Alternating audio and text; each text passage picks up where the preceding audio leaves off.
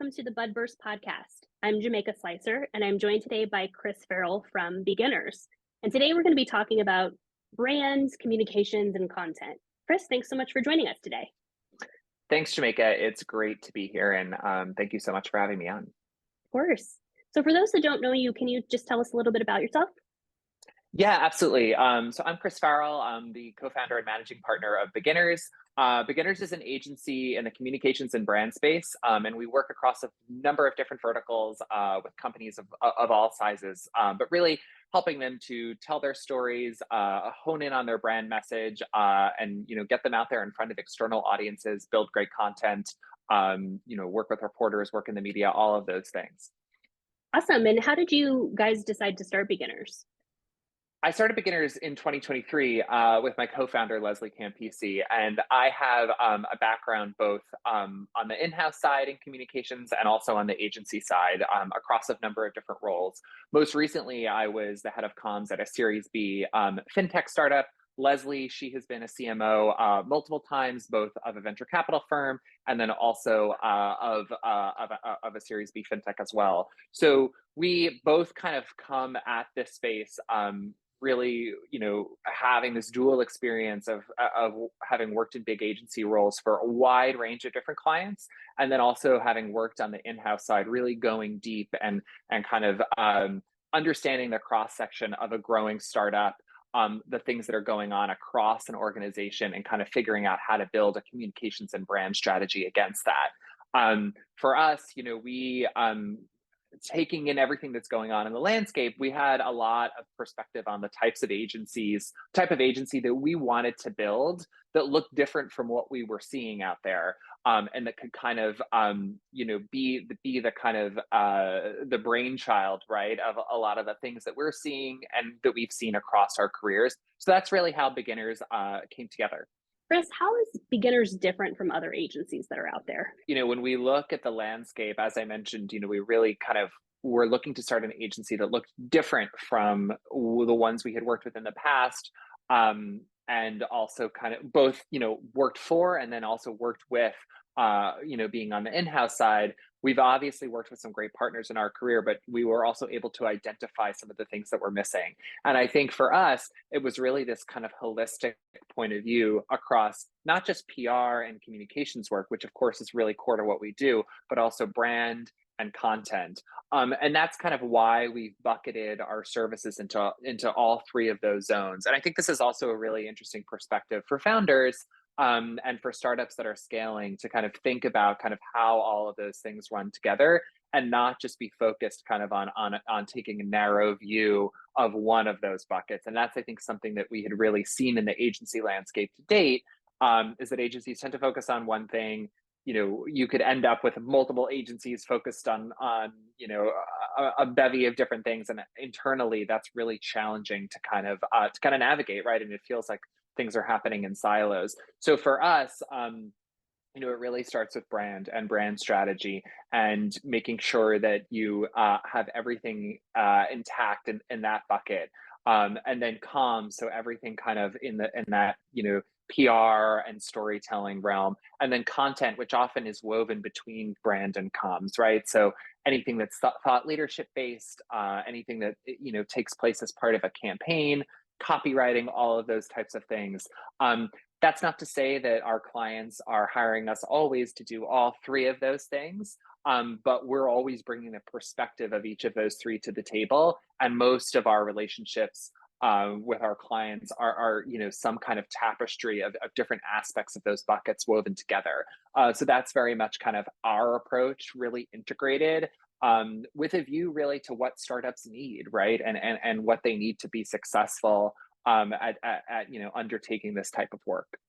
Chris, what does brand actually mean? Because I don't think everybody actually knows. Yeah, a lot of these terms, they get thrown around by people like me who work in this space every day. But what does it mean? Totally valid question. I think a lot of people think brand is like what your website looks like, or kind of what your colors are.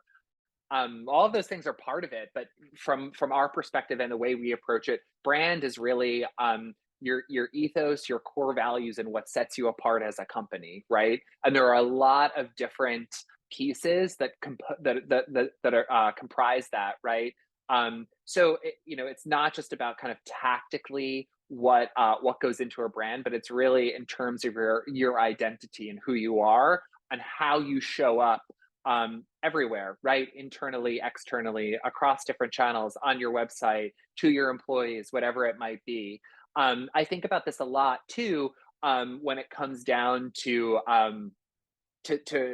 actually executing and getting out there and bringing a brand into the world for the first time. I think there's this misunderstanding sometimes that having a brand is really all about awareness and getting in front of more people and having people know you. And of course it is very much about awareness, and that's an important thing that we're asked to deliver on all the time, either when we're going out and putting together content or putting together a PR strategy, whatever it is. But it's also about credibility and validation. If you're a startup founder and you're going out there and you're trying to sell your product, or you're trying to ink partnerships, or you're trying to get people to notice you, if you don't have that baseline of brand established, it's really hard for people to get a sense of who you are as a company. And it's an obstacle, right, to those on the sales side that are or whatever is important to you as a company to get that across the line and to achieve success, right?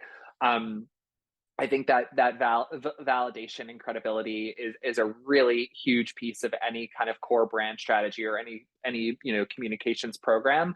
And I think that's something that a lot of founders should be focused on. Sometimes either as a first step ahead of awareness, or even as a larger priority than awareness. Sometimes we talk to companies that have achieved really significant growth, but haven't invested either in much marketing or in brands specifically. And I think that only lasts so long, right? You reach a point in your growth where you might have a really strong pipeline, but in order to kind of get to that next phase, it does take investing in those things to really get it across the line. What is the most important things for founders to think about, to prioritize when it comes to promoting their startup brand? Yeah, absolutely. And I think too, to just speak a little bit about, I think where we are right now, it's a really kind of fractured time, right? In the media, and as it relates to kind of startups, obviously it's been a little bit of a tumultuous past 2 years. But I think when it comes to what founders should be focused on right now, that partnership with founders has been a really strong through line from my career so far. Really being kind of that trusted partner on the comms and brand side, helping them kind of navigate things in that field. And I think I have a really strong sense of what that experience looks like and kind of what works and what doesn't, right? So I think when it comes to approaching these things, I think from an agency and in-house perspective, whether to hire people out of the gate, whether to work with an external partner, whether that external partner is an agency or a consultant or what form they take, that's a really those are really big questions and expensive questions in many cases for founders to be looking at, kind of aside from how to engage and how to build the strategy. So I think on the kind of on the talent question, there's a lot of value in bringing people in house, right? And I would be the first to admit that, even as an agency founder. But it looks different for every company, right? So I think when you think about bringing someone in, obviously that person is going to be able to see more clearly across your entire organization and collaborate directly with people on an everyday basis and be really embedded. I think that's particularly helpful in really highly nuanced industries. However, when you look at an agency or maybe a consultant, they're going to have relationships with media that are going to be applicable across a different range of clients that they have, which means that they're just going to be more primed to be able to slot you into different news moments, get you connected to different reporters that matter in your space, and we'll kind of have this kind of see it all mentality, right, where they're able to take kind of a wider view of what's going on in comms. I think it's also really valuable to have outsider perspectives at the table. I think that's something I've seen time and time again, both, working in agencies and working in-house, is that you often can't see what's right in front of you. And it's really helpful to have people come in and be able to share their perspective on your business and share what they're seeing, and also identify the opportunities that are going to work from a communications and from a brand standpoint. I would also, I think, note that it really kind of comes down to what your goals are, right? What you're looking to achieve, and kind of what the time frame looks like. And that's really, I think, where I would start in terms of making that decision. I could also talk a little bit about how I would just think about approaching comms and brand as a founder. I think it's never too early to start thinking about about brand. But having worked with a lot of founders, I think some of the most important things to prioritize are really figuring out how to engage with media. I think working with a founder or a leader that understands at least the baseline for the rules of engagement, right? When it comes to PR and comms, and how that operates. We of course do that type of work, right? Media training is how we might describe that, but there's a few kind of different zones that type of thing can fall into, right? And then it comes down to having a clear sense of your story, right? Of what's interesting, of what sets you apart in your space, and also what is kind of the connective thread between you as an individual and your ideas and your perspective and your expertise, and what you're building as a company. And then it really comes down to showing up authentically, right? We don't, there's this kind of typical, like, the way people think of PR is like you're kind of like putting this, this sheen on everything, right? But we don't really think about it that way at Beginners. I think we're really focused on helping founders to show up authentically, because that often, frankly, makes them a lot more interesting, and makes their story ring true and a lot more compelling. So it's really about showing up authentically and having a real perspective, not being afraid to have a take on things, to share your opinion. I think to really go there and to express those things helps set you apart, right? You don't want to just kind of stick with the vanilla perspective, or kind of follow the leader in your space. In order to stand out, you really do have to have a strong perspective, and that's something that we really try to work with our founders on achieving. What are some of the common mistakes that you see? So many different places to start, just based on the things I've seen. But I think one kind of ties back to my point about about understanding your story, is not looking to others, right? And not trying to kind of follow the leader. I think people think, okay, here's a company in our space, or here's a company just by and large that's done a great job of telling their story, or doing comms, or of building a brand. And of course, I'm sure there's a lot of learnings to take from those different people, but it also has to really come from within, right? The real departure point for building a strong brand is actually not everything else that's out there, but your own ethos and value proposition and values as a company. So that's, I think, one area where we really try to shift the perspective of people, and that's a mistake I think that I see in other brands and other stories getting told, is where you're really kind of taking as a departure point what others are saying, what others are doing, how others brands have come together, and it really does kind of come from within the company. That's the starting place. Other things I think that come to mind are trying to say too many things at once. Which we see, I think, a lot when it comes to someone's public relations strategy, or even their brand strategy. You can, go to someone's site, or take a look at how they're showing up, and you see that they're all over the place. I think that dilutes the message, and often makes it too complex too. I think, one of the hallmarks of doing successful work in this space, excuse me, is really being able to take really complex concepts and ideas and products and distill them into really clear, simple, repeatable, and consistent messages that you can deliver over time across a variety of different channels. So a lot of people, I think, miss out on that power of consistency because they're trying to say so many things at once. And that consistency really is everything. And it takes time. That's the other thing I would say, is expecting quick wins. is often what I think people look for. Of course, when they're investing money in working with someone as an agency partner, of course they want to see wins coming through, and there are definitely, for anyone, low hanging fruit and quick things that can be done that are probably really valuable, but you don't want to lose sight of kind of the bigger picture and what you're building towards, and consistently kind of achieving excellence in storytelling and brand building over time. Yeah, I think that consistency and the simplification of that is really, really important. And, Budburst is primarily focused on the, sales, customer success side. And the work that's done with those founders to really be able to understand that story concisely, simply, then translates all the way through the organization. And everybody can repeat some of those same things and come to the table in a lot more credible way, sort of repeating some of those things. So I think that that's a really important foundation to set. Absolutely. And I think that speaks to the way in which, there's all these terms that we kind of throw around, like PR and comms and brand, and like, what do all of those really mean? I think what you just mentioned really speaks to the way that communications can be valuable when it's woven throughout an organization. So I have experience, for example, really building in core brand messaging and a real kind of brand lens into sales strategy and partnership strategy and all of these different external facing areas of a business that aren't public relations or aren't content, right?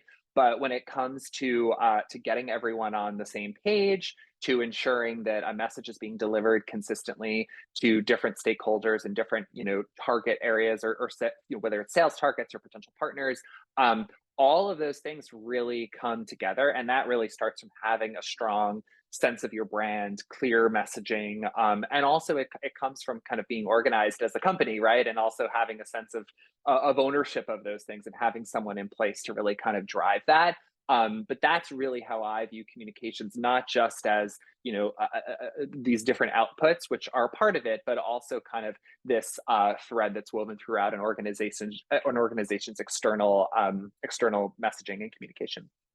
Yeah, I know with a lot of the startups that I work with, they're so focused, especially right now, on the ROI of any initiative that they have. And sometimes Yes. things like brand communications, it can feel so indirect to top line growth. Can you talk a little bit about your approach or how you guide your customers on measuring success? The first thing I would say is that sometimes it is indirect. And that's, I think, understandably a tough pill to swallow at times, but it doesn't have to be. I think, again, like going back to how I would encourage founders to think about, comms and brand on the whole, I think it really does come back to what your goals are and why you're undertaking some sort of communications or brand related initiative in the first place. I think the one thing I do want to say though is, investing in brand, especially from the very beginning, as I said, it's never too early to invest in it. That's another mistake I see people make, is waiting too long before they kind of move in that direction. But I think, investing early on in brand and forming that baseline, you're not necessarily going to see some super clear ROI to that, but that is the foundation on which you're building so many other things, right? Into the future, that I think it is just immeasurably valuable to have that set in stone. But before you go out and do a number of other things. That's not to say that everyone should spend this huge amount of money when they are starting their company, or when they first raise an investment round in building a brand. That's not necessarily what I mean, but you want to invest in it in some way, and be thinking about it kind of at each stage, even if there isn't this like immediate, one-to-one ROI where you're kind of seeing dollars, or seeing some kind of measurable growth. I've seen the impact of companies that haven't invested in brand, and then when things are changing on their growth side, on their paid marketing side, or in their market more broadly, they don't necessarily have anything to fall back on. They don't have the baseline level of awareness that can help them kind of survive, or can help them kind of move forward into the next phase. To speak about measurement a little bit, I think, there are so many different ways to measure activity, right? Or whether, it's in the PR space or in the brand space. This idea that it's hard to kind of quantify it, I think is often kind of an incorrect assumption. Some are obvious, right? We could talk about impressions or different engagement metrics. Um, Typically, I try to stay away from those unless they're wrapped into a broader campaign or related to an owned social channels like LinkedIn or Meta channels or paid spend, right? So I kind of would put those in that category. But whether it comes from having a certain number of inbounds or getting a certain number of meetings with different sales targets, or reaching a certain new cohort of customers, or maybe it's getting a certain type of client over the line, or whatever it is. I would think about tying back those bigger picture statistics to what you're doing on the branding communication side, because it is all related from my perspective.